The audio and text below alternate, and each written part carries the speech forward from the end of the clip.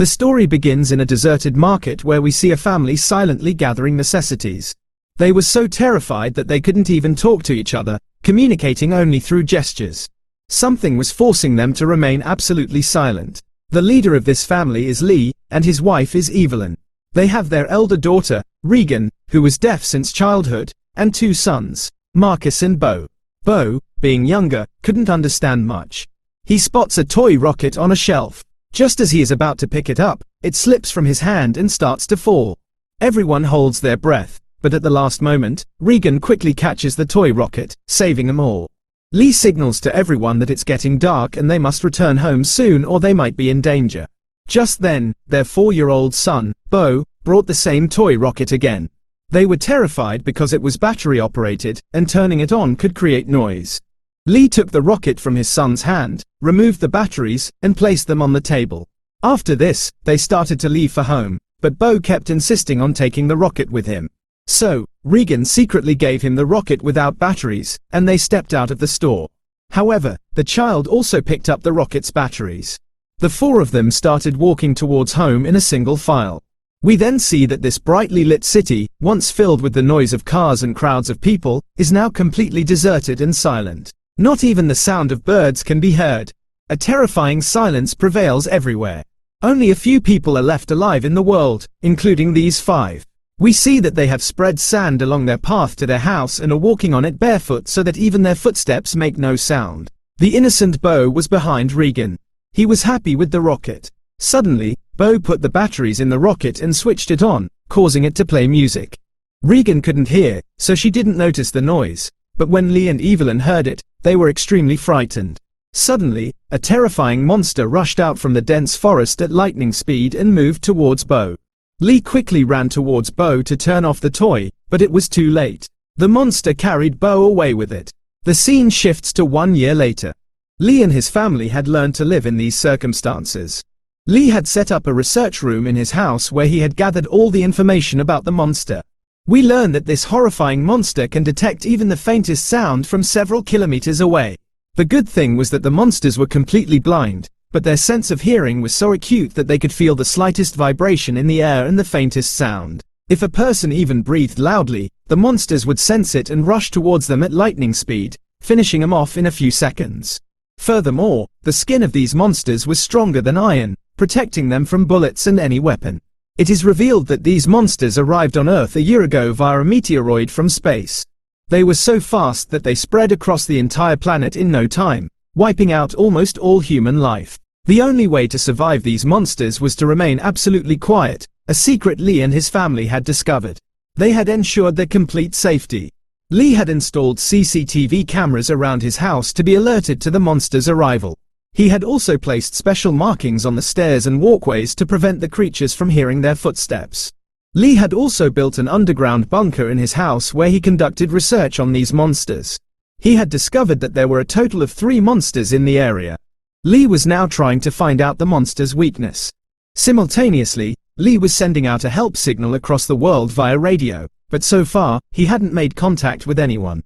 We learn that Evelyn is pregnant and will soon give birth to a baby. Since the baby would cry upon birth, they had prepared a soundproof box for their upcoming child. This way, if the baby cried, they could quickly place an oxygen mask over its mouth and hide it in the box so the monster wouldn't hear the crying. It was essential to be ready to face the monsters in these difficult circumstances, but Lee's older daughter, Regan, was deaf, and this disability could become a major problem for her. Lee was therefore trying to overcome this deficiency. Lee built a cochlear hearing amplifier for his daughter, Regan, and gave it to her. However, Regan wasn't happy with the amplifier because she felt it wouldn't work, just like the several amplifiers Lee had made for her before. Regan initially threw the amplifier down, but when she tested it, the amplifier was working. Hearing the sounds of the outside world, she cried with joy, but also remembered her younger brother. Regan still blames herself for her brother's death. She feels that if she hadn't given him the toy rocket that day, her brother would be alive. Regan wanted to prove herself by helping her father with his work. So, Regan started heading towards her father's underground bunker. But then, her father stopped her and forbade her from going inside. Because of the mistake Regan made a year ago by giving the toy rocket to her little brother, Lee no longer trusted her completely. He feared that the underground bunker contained a microphone, radio, and other items, and if Regan accidentally touched anything that created a sound, their lives could be in danger. The next day, Lee was going fishing with his son, Marcus. Regan also wanted to go with them. Regan requested Lee to take her along, but Lee refused. He told Regan that her mother was alone at home, so she should look after her mother. After this, Lee left with Marcus towards the river. Regan felt very bad about this and got upset. She felt that her father didn't love her. So, she packed her bag and left the house, going straight to the spot where the monster had killed her brother. She lay down near her brother's grave and cried, and soon fell asleep there. On the other side, Evelyn was completely alone at home. After a while, she was taking laundry out of the basement in a sack. Suddenly, a nail on the stairs got caught in the sack and stood upright. The pointed nail was right where they placed their feet, but Evelyn didn't see it. Meanwhile, Lee and Marcus were busy fishing. After a while, Lee took his son Marcus near a waterfall. Lee told his son that they could talk here because the sound of the waterfall would hide their voices, and the monster wouldn't hear them. They both sat near the waterfall and started talking. Marcus asked if Lee blamed Regan for Bo's death. Lee replied that no one was to blame for what happened to Bo. But Marcus told Lee that Regan still blamed herself for Bo's death. Lee should tell Regan that it wasn't her fault that day. Meanwhile, Evelyn was shedding tears in memory of her deceased son, holding his picture frame. Suddenly, she went into labor pain. The time for her delivery had arrived. Holding the photo frame, she quickly started heading towards the basement. But then, in her haste to go down the stairs, her foot stepped on the pointed nail.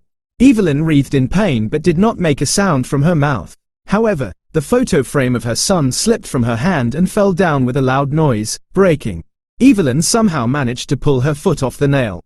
She was in so much pain that her face turned completely red, but she controlled herself and didn't utter even a sigh because she knew that making a sound meant inviting death.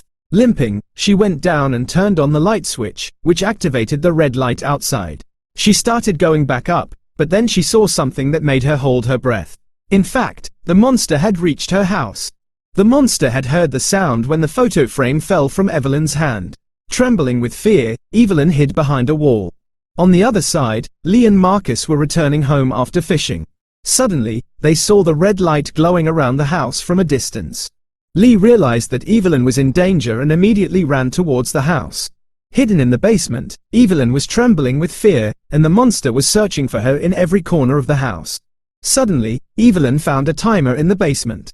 Evelyn acted smartly, setting the timer for a few seconds and placing it in a corner, then quickly hiding in another corner.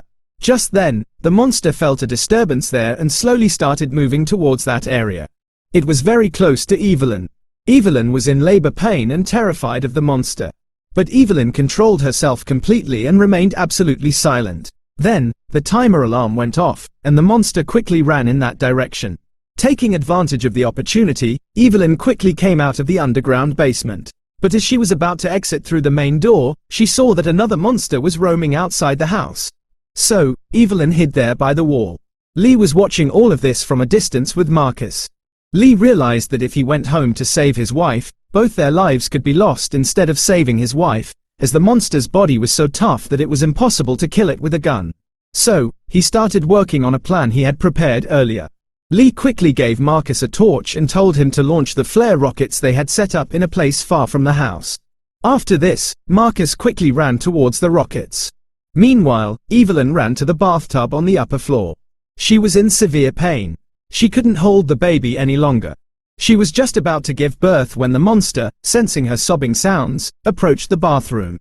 Evelyn realized that survival was impossible now. Just then, Marcus launched the rockets, causing loud flares to erupt in the sky. Hearing this, the monster left Evelyn and quickly ran towards the sound, and at that very moment, Evelyn, suppressing her pain, screamed loudly, but her voice was drowned out by the noise of the rockets. Regan also saw the noise and lights of the rockets from afar and started heading towards home. A little later, Lee came inside the house with a gun. He saw bloodstains on the stairs. Following the marks, he reached the bathroom. Upon reaching there, he saw that the bathtub was red with blood. He thought Evelyn had also become a victim of the monster. He sat there, crying. But then, someone's hand touched the shower room glass. It was no one else but Evelyn. Evelyn had managed to compose herself and given birth to a son even in these difficult circumstances. Lee's eyes widened when he found Evelyn alive. Now, before the baby could cry, Lee immediately took Evelyn and the baby to the underground room, where they had made a soundproof box for the baby in the basement. But before entering the basement, the baby started crying. Hearing this, the monster quickly started coming towards them. Lee quickly entered the underground room and covered the door with a thick mattress. Lee immediately put an oxygen mask on the baby's mouth and locked him in the box, which stopped the crying. Then, both of them sighed in relief. Here, Lee told his wife Evelyn that he had found out the weakness of these creatures. He was about to prepare a weapon for them soon so that these creatures wouldn't be able to harm them. Meanwhile, Regan was also returning home. Suddenly, she saw a light glowing amidst the fields. Regan quickly started moving towards the light, but she was unaware that a monster was following her, sensing the sound of her footsteps. Just as the monster came close enough to attack Regan, suddenly a sharp and high-pitched frequency emitted from Regan's hearing machine. This piercing sound caused the monster to thrash about, as if the sound was pricking its ear like a needle. The monster couldn't bear this sound for long and quickly ran away from there. This sound was also piercing Regan's ears, but as soon as the monster ran away, the pain in Regan's ear stopped. But Regan didn't understand why her hearing machine did this. Without paying much attention to it, she reached the light. Then she found that the light was from a torch. As Regan went to pick up the torch, suddenly someone grabbed her hand. It was none other than Marcus, who was hiding there, trembling with fear. Seeing his sister relieved Marcus's anxiety. He told Regan that he was watching her hidden in the bushes and that the monster was coming behind her, but he didn't know why the monster suddenly ran away when it came near her.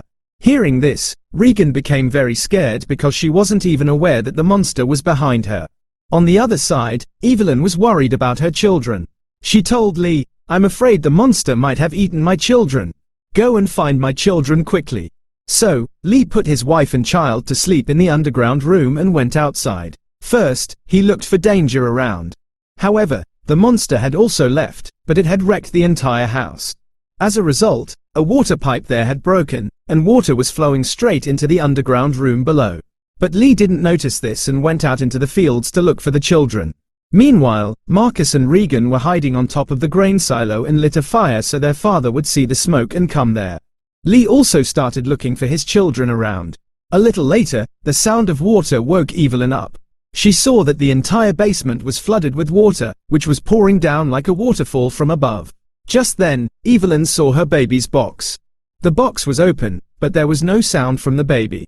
As Evelyn started moving towards the box, she suddenly saw a monster right next to it. Evelyn was terrified. Evelyn thought the monster might have eaten her baby. Although Evelyn could see the box, it was too far away for her to see inside and check if the baby was alive or had been eaten by the monster. So, she slowly started moving towards the box. Just then, the monster also entered the water.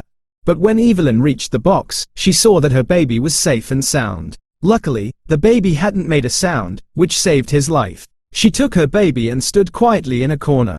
But the monster was lurking near Evelyn like death. If the baby had made even the slightest crying sound, the death was certain.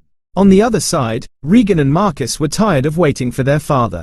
Regan felt that their father wouldn't come to save them. She wanted to go home alone now. But Marcus had complete faith in his father. Seeing his sister leave, Marcus tried to stop her, but as he stepped forward to stop his sister, the door of the grain silo opened, and he fell inside. As he fell, a loud sound escaped Marcus's mouth. Hearing this, the monster, who was searching for Evelyn in the house, immediately rushed towards that sound, which saved Evelyn, but now Marcus's life was in danger. The grain-filled silo was like a quicksand. The more Marcus struggled to get out, the deeper he sank. Here, Regan broke the silo door and threw it down into the grain, then jumped into the silo herself. Just as Marcus was about to drown in the grain, Regan grabbed him and pulled him out, and they both sat on top of the door, which saved their lives. But the monster had heard their activity. Therefore, the monster quickly moved through the fields towards the silo. Seeing the monster rapidly heading towards the silo, Lee understood that his two children were near the grain silo. Regan had saved Marcus's life, but it wouldn't matter because the shadow of death was rapidly approaching after all that noise. The next moment, the monster also jumped into the silo. Just as it moved forward to attack them both, a piercing sound once again emitted from Regan's hearing machine. This sound was very painful for the monster. Therefore, it left without harming them. Regan and Marcus had a narrow escape from death and climbed out of the silo. Lee also arrived there, looking for them. He was very happy to see his children safe. Meanwhile, Evelyn was watching all this from the CCTV room. Just then, Lee realized that the monster was still nearby. He immediately sent the children towards the car in front and picked up an axe himself, looking around. But the creature was right above him. As soon as Lee turned around, the monster struck him with its claw and threw him far away. Seeing his father in pain, Marcus started to call out to Lee. Hearing the sound, the monster also figured out Marcus's position. The monster now started moving towards Marcus and Regan. But then, frequencies once again started coming out of Regan's hearing machine. That sound was also piercing Regan's ears. So, Regan turned off her hearing machine. But this was her biggest mistake. The frequency emitted from this machine was the monster's weakness, which it couldn't tolerate at all. But unknowingly, Regan invited her own death by turning off the machine. The next moment, the monster pounced on the car and tried to reach Marcus. Meanwhile, Lee regained consciousness. Seeing his children in danger, he understood that he could never kill the monster by fighting it. So, he saw only one way now. He signaled to Regan, "I love you very much. I never blamed you for Bo's death, and nothing can happen to you while I'm here." After this, Lee screamed loudly. Hearing him, the monster ran towards Lee and tore him apart in one go. Seeing her father die caused Regan great sorrow because she had previously felt that her father didn't love her. But now she realized she was wrong. After killing Lee, the monster left. On the other side, Evelyn was also watching all this through the CCTV. Just then, Regan started the car and arrived home with her brother. Evelyn hugged her children immediately upon seeing them safe and sound. Then, Evelyn saw that the monster was approaching them once again. After this, they quickly went inside the house, where Marcus and Regan saw their little brother. Regan saw how much effort her father was putting into her cochlear implant. Now she missed her father very much. A little later, the monster broke into their house. Evelyn stood there with a gun raised in front of it. Evelyn had a gun, but she knew that her bullet couldn't harm the monster's tough hide. So, they saw the death right before their eyes. But just as the monster advanced to kill them, suddenly Regan's ear started hurting. But on the other side, she saw that the monster was also suddenly thrashing. That is, as soon as Regan's ears started hurting, the monster felt many times more pain on the other side. Regan understood that the machine her father had built in her ear had some connection with this monster. Then Regan's attention went to her father's research, which made Regan realize that the high-pitched frequency emanating from her ear machine was the monster's weakness. Regan understood that whenever the monster came near her, her ear would start hurting, and the monster would run away. Before the monster could kill them, Regan quickly increased the power of the cochlear implant in her ear. The high-frequency sound that came out caused the monster to suddenly thrash. It seemed as if the high-frequency sound was stabbing the monster's entire body with needles. Here, Regan's mother also understood that this was all the doing of the cochlear implant. But increasing the power also caused more pain in Regan's ears. So, Regan acted smartly and attached the hearing machine to a microphone placed there, which made the frequency sound wave even louder. Now the monster was in agony, and the armor on its skull began to open by itself. As soon as the armor opened and its face became visible, Evelyn fired the shotgun directly into its face, which caused its head to burst like a balloon, and finally, the monster was killed. However, the danger was not over yet. Hearing the sound of the gun, the other two monsters in the area also started approaching them. But now Evelyn and Regan knew the weakness of those monsters. So, Regan turned the volume of the mic to full, and Evelyn prepared to kill those monsters.